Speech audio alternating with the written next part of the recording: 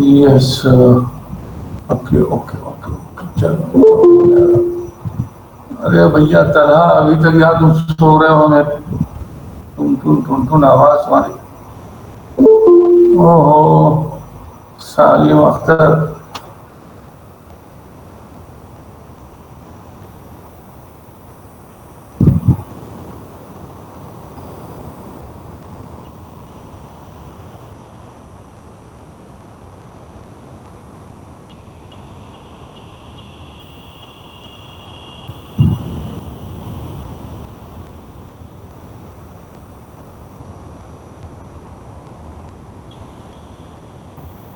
Now let us start because I think most of you have come.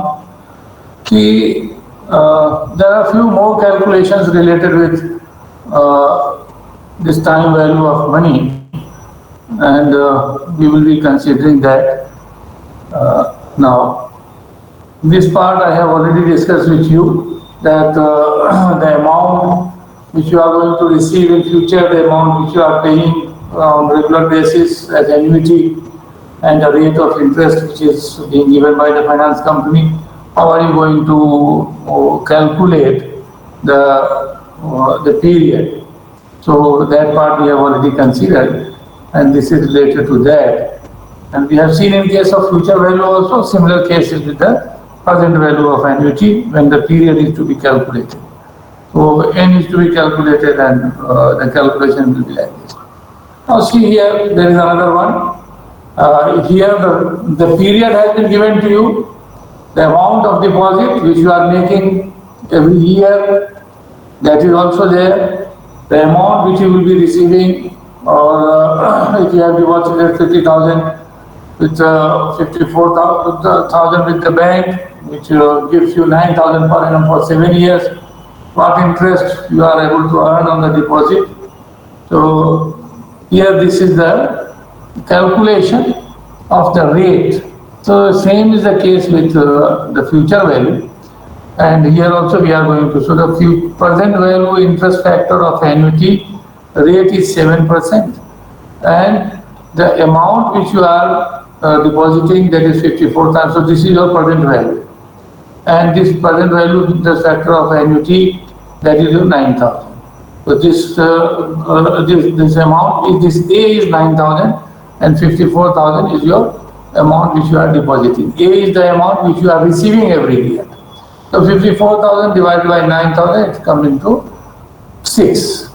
Second step, you have to search for the rate, that is 7%. So you will have to see in the column of 7%, okay, at what rate you are getting 6 or near about 6. So it is 6.002 and it is at 4%. So the rate you are going to get, it is the 4%, and at 4% rate you are going to get for 7 years. So the 7 is going to be same. You will have to check for the different percentages from 1, 2, 3, 4, 5, 6, because you have to calculate the percentage part, that what is the rate of interest which you are going to receive on your deposit. So these are few calculations which are generally for the purpose of basic understanding, and for the purpose of taking into account that, okay, if you are paying something, you are getting something for a period of time, what is the rate of interest you are getting, or if you are paying something, you are getting something, and at a particular interest rate, so what will be the time which you have to calculate. These calculations are simply for the purpose of understanding the things. So now somebody is here. Razeen Ahmad.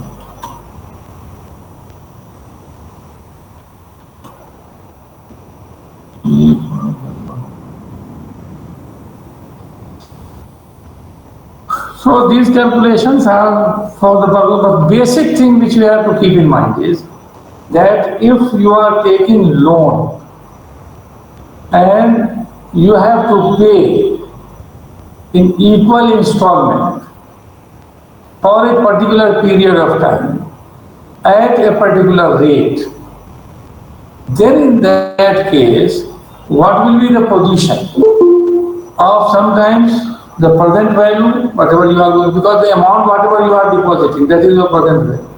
And whatever amount you are going to receive in future, sometimes we are calculating that. For a particular rate of interest, for a particular rate of discount, we have to calculate that. Annuity is a one important feature which we have to consider, which we have to take up. And in most of the cases, you will find that this annuity is not simply helping you in calculating what will be the amount which you will be receiving, or what will be the rate, or what will be the period. We have already seen in case of amortization of your loan, when you have taken some loan for the purchase of certain assets, and you are going to pay same amount over a period of time at a particular rate of interest. So what is the position of that loan you are going to take up that? And how much interest you are paying, how much principal of that amount which you have received that you are paying. So that is the interest payment schedule or amortization schedule. We are using this term interchangeably, amortization schedule or the interest payment schedule. So that is going to help you in understanding, and this concept of annuity we are applying in that case. For the purpose of calculating the amount, rate is known, period is known, amount whatever you have received that is known, how much you have to pay every year, that is the equated amount. So these are the application side. We are more concerned with the application side, but you should know how it is being calculated. So this is the nature of our time value of money. There are certain things which are also related, and that part, no doubt, they are the part of our time value of money, but we generally don't discuss in this because this unit itself has become so lengthy that we have to discuss so many things as a part of the course, and for generating an interest in this subject and for the purpose of understanding the basics of the subject, we are generally taking it up. And so certain things are still there which we generally don't discuss, and we expect that in future, in this course or in the other specialized course of finance, you will be using them. Take for example, you are here in this case, what we have seen that okay, we are getting same amount every year for that. So that is the part of annuity. But if suppose we are getting same amount every year, but we are expecting that this amount is going to grow at a particular rate. So the basic amount will be one, and the growth rate on that amount, that will be the another component. So when we are finding that the basic amount is something, and the growth rate on that particular amount, that is also going to remain same. Then in that case, what will be the position of our return, or what will be the position of our present value or future value, whatever is the case. So the concept of growth, that is also being added. Why we are going to consider the concept of growth? Say for example, because we will discuss in detail at two stages. That's why we generally don't discuss at the time value. But the basic understanding that should be there with you. Say for example, the company has earned profit. And this profit, the total profit, the company is not going to distribute to the shareholders. Alright. So what the company is doing, some part they are going to declare as a dividend, and some part they are going to retain in the business. So this retention is with the idea that this amount, whatever the company is going to keep with itself, will generate additional revenue, will generate additional profit on these retentions. Now the question is that what is that additional profit? So what we are doing in that case, we are calculating the growth on that particular retention. So when we will discuss this, the dividend policy, that will be the last unit. In that case, we will consider that what is G. G is equal to B into R. We will be discussing that. R will be the rate of return, and B will be the retention ratio. So G will become B into R. I'm not going to confuse that this is because so many things are there related to that. But the growth rate is one important component. which will be discussed at a later stage, but the time value, time factor related with the earning and the growth, we will have to keep in mind. So this growth rate, the return whatever is there, and under what condition this is going to be applied, under what condition it will not be applied, we will be considering at the later stage. But I am not going to discuss this growth component in our time value of money related with the present value or future value. So that will be discussed in due course of time. So independently we are not going to consider. But there is also one thing which we have to keep in mind. Sometimes what happens, we are sometimes depositing some amount and then after we are getting return on that for indefinite period. For example, if suppose you are depositing 50,000 rupees with the bank and the bank promises you that okay, we will be giving you 10,000 rupees every year, or we will be giving you 50,000 you have deposited. So 10,000 rupees we will be giving you for indefinite period, no problem. So the company will be calculating because the company has utilized your money, it has already invested somewhere, and the company considers that there is no problem, we will be giving you 10,000 rupees every year on your deposit. Now the question is that when you are getting this 10,000 rupees every year, okay, what will be its present value? Because it is indefinite period. The period is not known. So here in this case, what we will be doing is once the period is not known, it means it is the concept of perpetuity. We are using this concept here for the indefinite period. In finance, we say that it is the idea of perpetuity. It is going to perpetuate for indefinite period. Then in that case, how are we going to calculate the value? So value calculation in this case is very simple. Whatever amount you are receiving, divide that amount by the rate. You will get the present value of that. Any rate, whatever you are considering in the form of, so in that form, you will be getting that. Now I am coming to this part. So see here, present value of perpetuity. So the concept of perpetuity you should understand. There are two features of this perpetuity. One feature is that the amount is being received that is same. The amount is also being received with the same amount of interval. That means yearly at the end of the period to the perpetuity we are going to apply. Here the discount rate, whatever or the rate of whatever we call it, that this R. So at whatever rate you are going to discount, that should be known to you.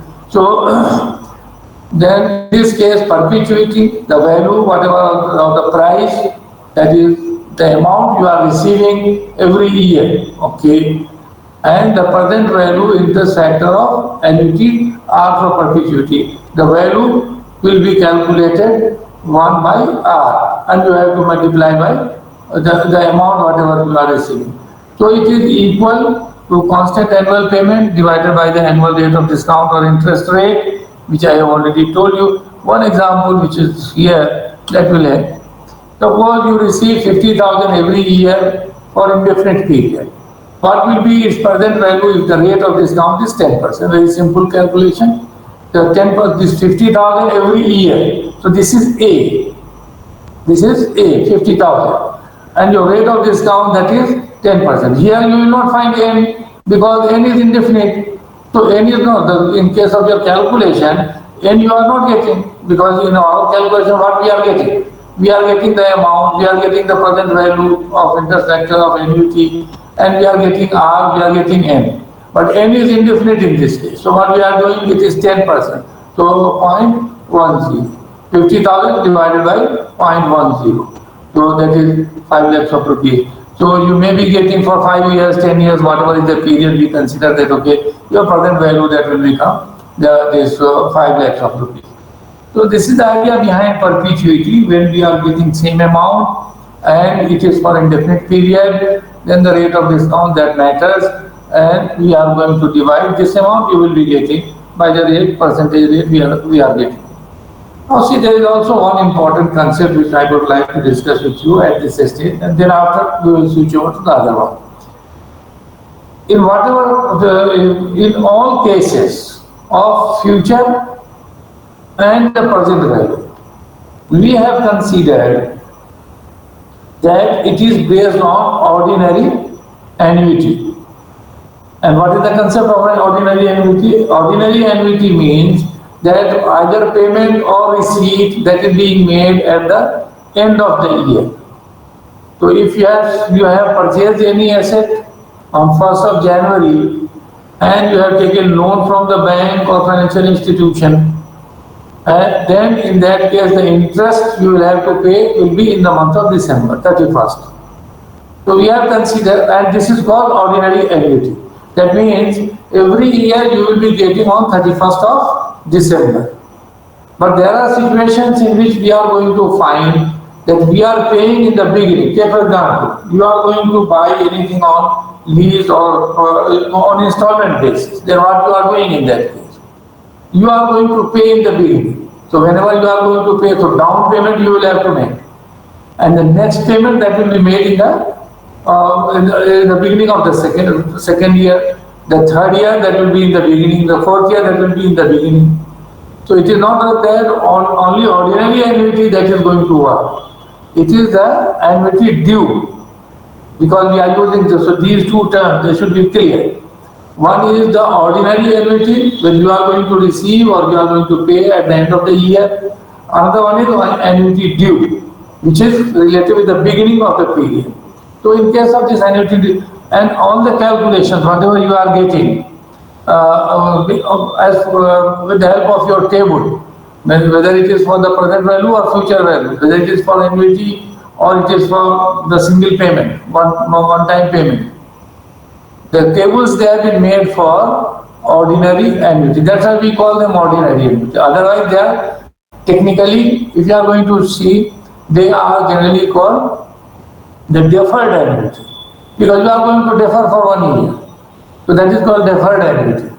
And the annuity, when you are going to receive or when you are going to pay in the beginning of the year, we are calling them the annuity due. So when we are going to calculate the annuity due, there is one simple formula.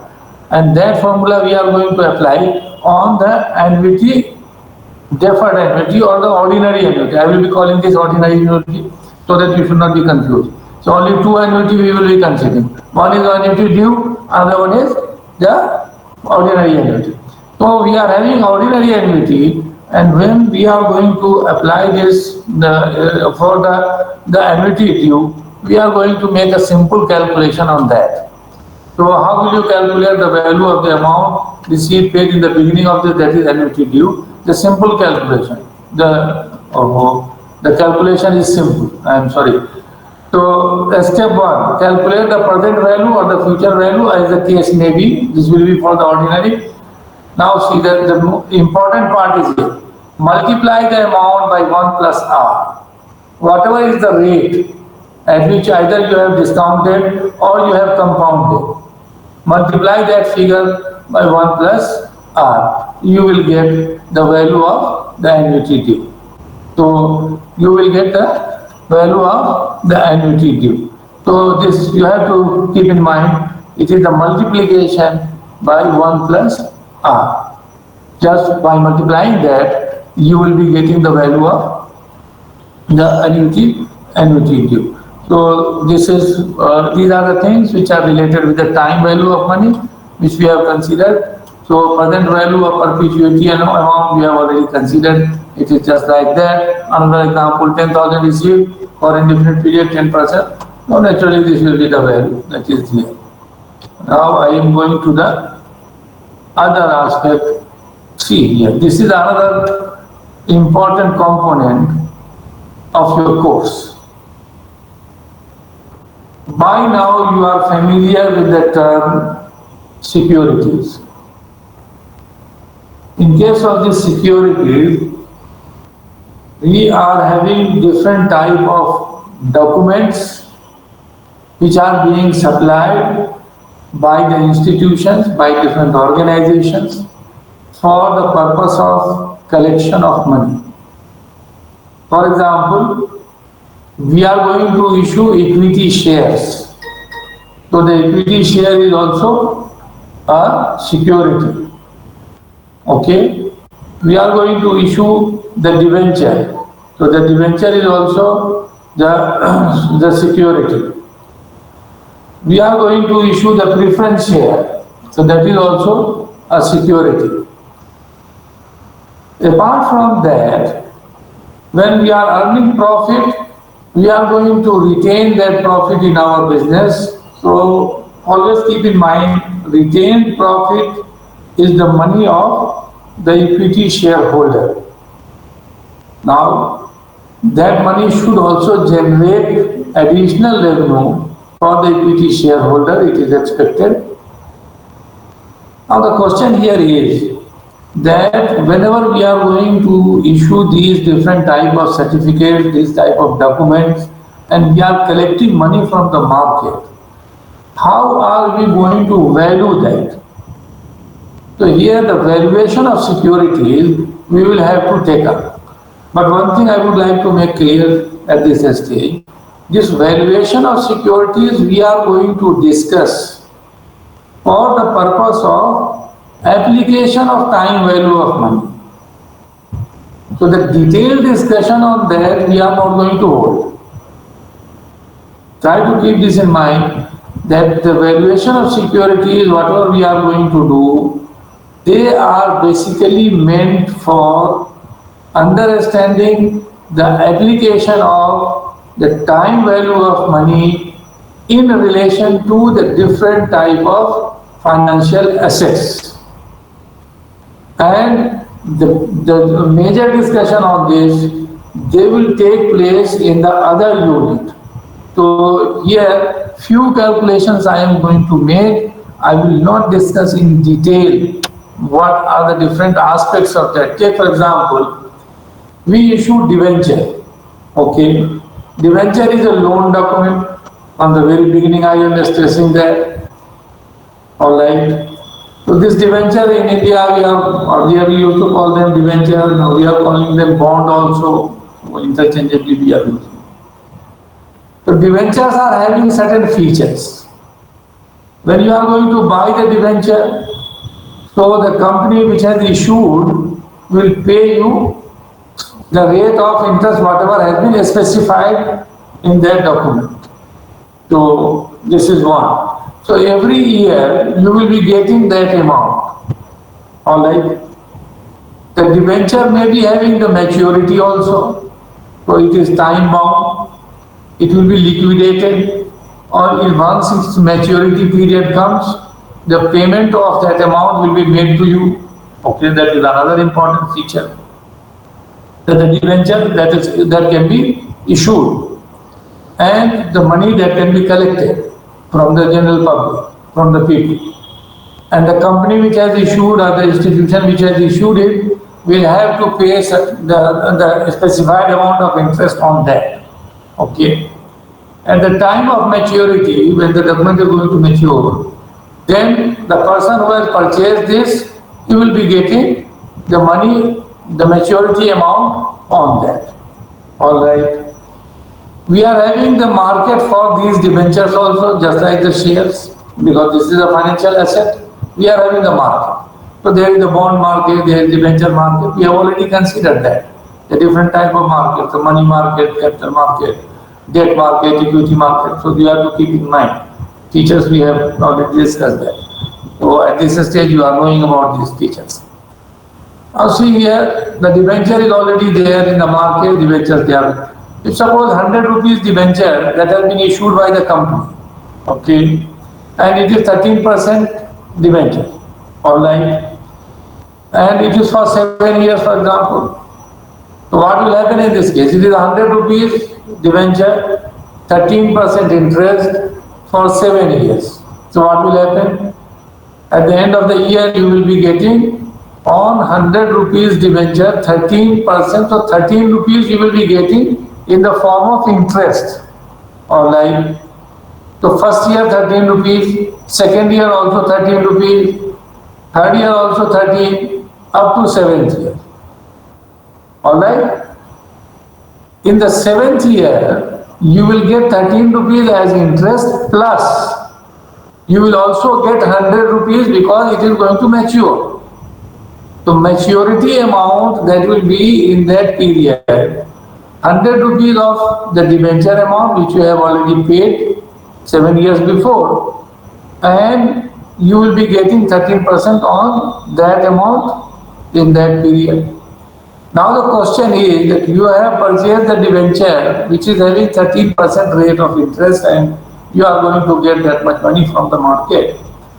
But if you are going to take up or you consider that my rate of return, I should purchase only that debenture which is giving you my return, that should be 15% or 14%. So whether this debenture which I am going to buy, that is suitable or not. So what we have to do, we will have to calculate the value of that particular debenture. This debenture business is so simple for the purpose of financial understanding that we start from here. That how this bond that is going to be evaluated. Because there are different features of the bond. Say for example, the 7 year I have told you. If suppose I have purchased this bond from the company and after 2 years I have got the interest on that and 100 rupees debenture I am going to sell in the market and I am getting 120 rupees because the market is there and the people they may be paying me more for that or they may be paying less also. But I am in a position because the market says that okay, this 100 rupees debenture that can be sold for 120 rupees. The person is going to buy, there is no problem for him because he is expecting that after 2 years, this may be sold for 130 rupees because the market is growing. So because this is a speculative market. So he may be expecting that okay, I will be getting more than that. Then in that case, what will happen? If 7 years debenture, 2 years I have used it. So after 5 years, he will be getting the maturity amount. He will be getting 100 rupees after 5 years.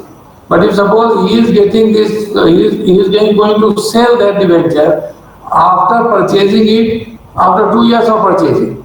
So 4 years they have already gone. When he is going to the second man, he is going to sell it.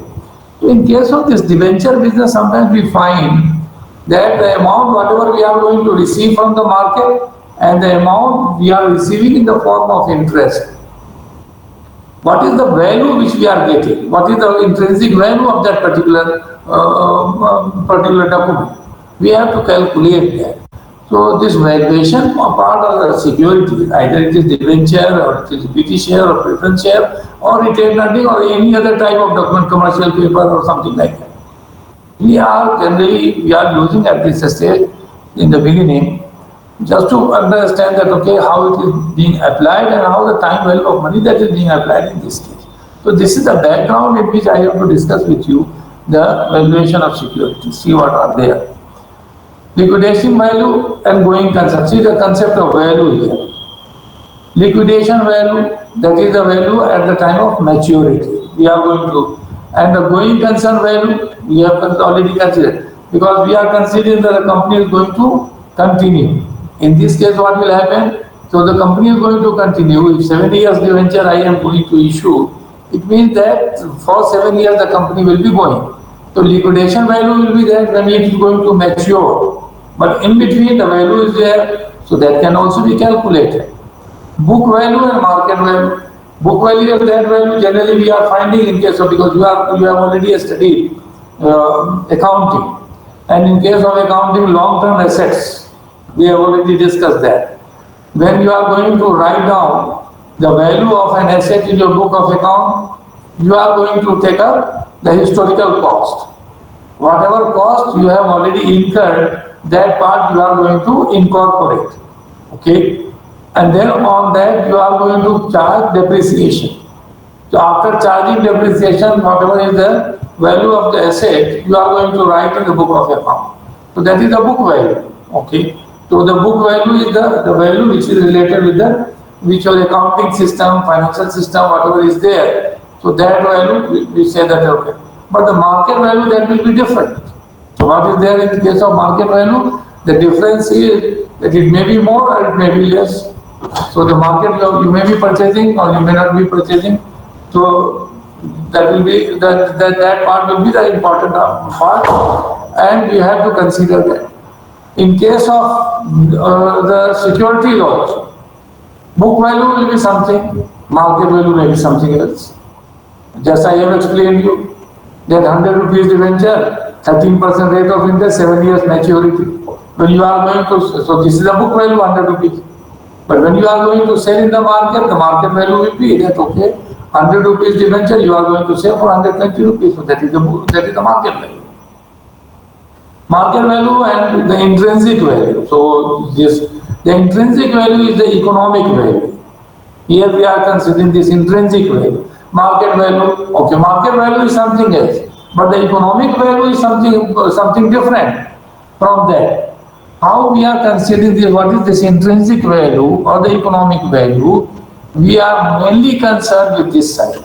That is the economic value, whatever you are getting in this case. Now, see here, this is the first component, that is the bond valuation. Bonds are issued mostly by central government, the state government, public sector organization, private sector company, and local self-government, maybe the municipal corporation or the corporations. Okay, so the local self-government. So these are the different agencies which are issuing these bonds or the debenture. Central government bond, so that is very important, and they are called the treasury bill. So this has been mentioned, I think it is here. Bonds of central government are called treasury bills or the treasury bonds. And they have got a feature. See, in case why we are considering this as a separate treatment. And most of the time we are going to take up this treasury bill or the treasury bond as a benchmark. Why? Because we are considering that there is very less chance, in case of the central government, that it will be going bankrupt. So there is fair chance that whatever is the amount of bond at the time of maturity, you will be getting this amount. There is very less chance that the government is going to be bankrupt, because there are many agencies which are going to help the government, national and international. So our confidence is there in case of these type of bonds.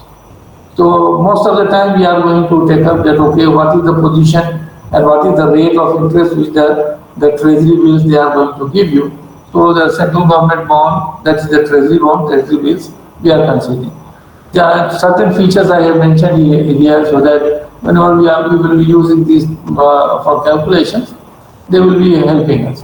Maturity, it goes up to 30 years. So a very long maturity is also there, and they issue for very long term. Market is available, so there is no problem of liquidity. You have purchased today, you can sell it, no problem, because the market is available, there are buyers available. So, but it is for 30 years, so it is going to mature after 30 years. So the basic amount that you will be getting after that. And you can wait, why? Because there is, you can consider that there is no problem. Because the government will be paying you. They pay interest semi-annual. Generally, see, this is another important feature. Generally, they are going to pay you semi-annual interest. We have already considered the semi-annual calculations. So what is the rate and how we are going to adjust that semi-annual calculation? We are dividing the rate, we are multiplying the period. Very simple formula we apply. Divide the rate, multiply the period. So you will be getting that. They dominate the market. So semi-annual is there, so we will be dividing by 2 and we will be multiplying by 2. So they dominate the market. So because due to the central government issue and long term and less chances of default and all. The state government bonds, they are also for 3 years to 20 years. So they may be issued for 3 years, they may be issued for up to 20 years. They also pay interest semi-annually. Public sector undertaking, PSUs, and the private sector bond, private sector undertaking, they are issued generally 1 to 15 years. They are shorter period. They are not like 30 years or 20 years, or 5 years, or 15 years maximum. They pay interest semi-annually. Terminology, par value, as I have, so this is we are also using for this par value the another term, that is face value. So par value, face value, you know about that. they are same. It is mostly in the denomination of 100 rupees or 1000 rupees. So the bond price, the par value of the bond, that may be 100 rupees or that may be 1000 rupees. Two things which I would like to tell you at this stage. The par value may be 100 rupees or 1000 rupees, but depending upon the nature of the market and the condition of the organization, public sector, private sector, government, all, the bonds, they can be sold at par or at discount or at premium.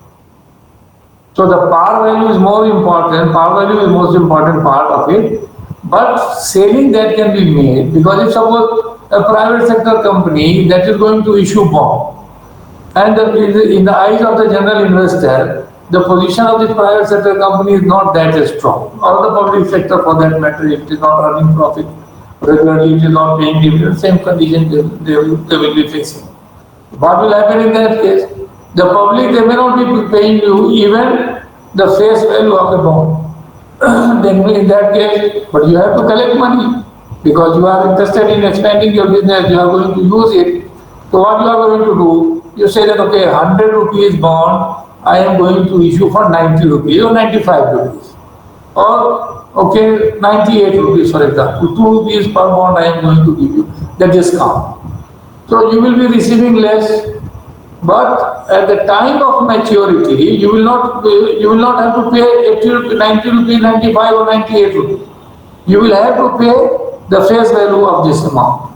So the par value or face value, payment will be at the time of maturity. You will have to pay 100 or you will have to pay 1000 as the case may be.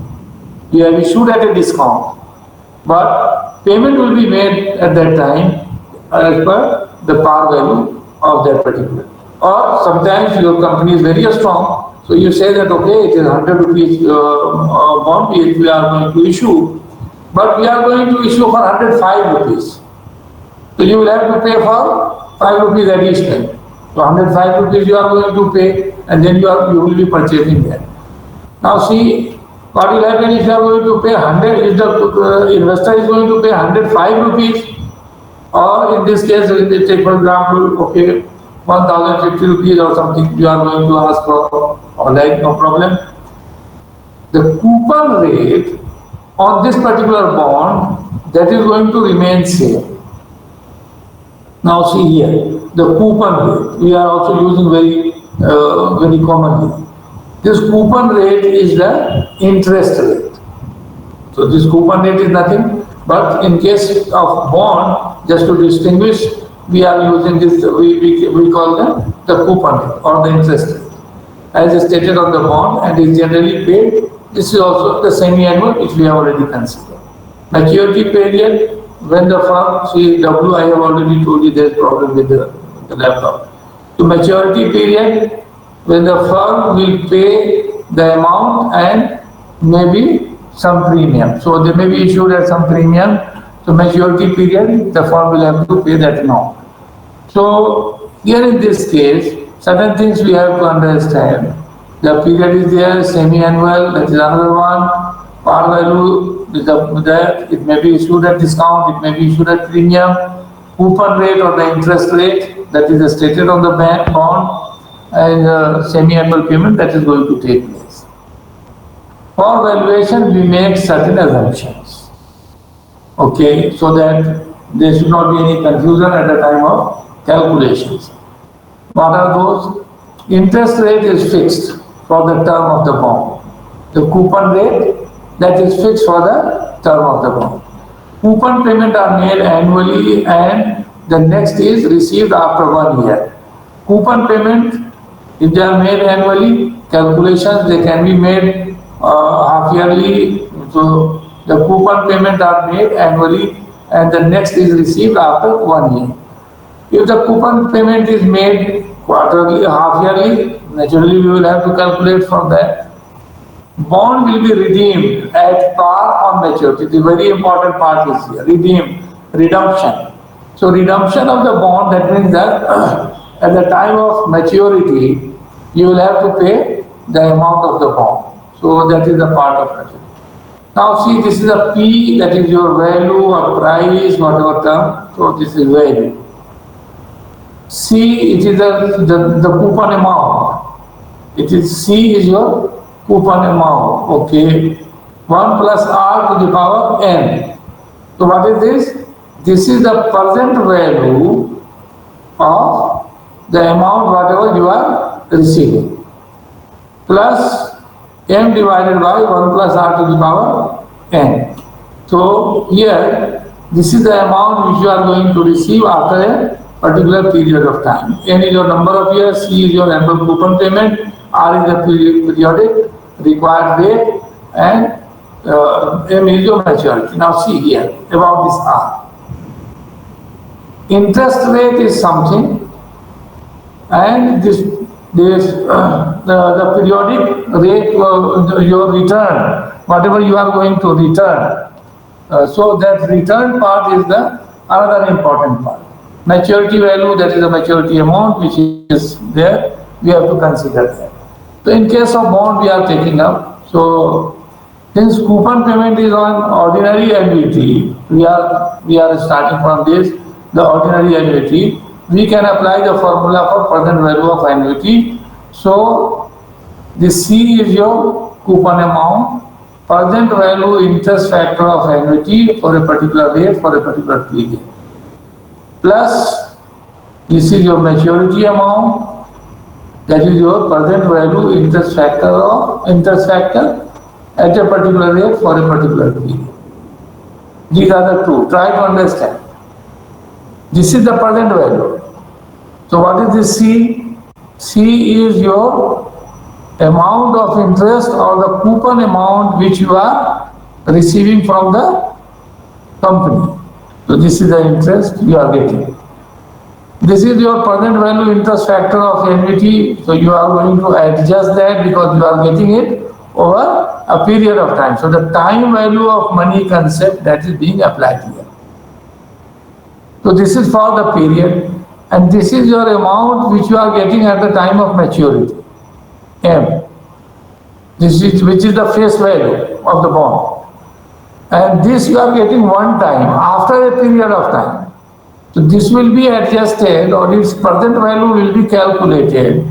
Present value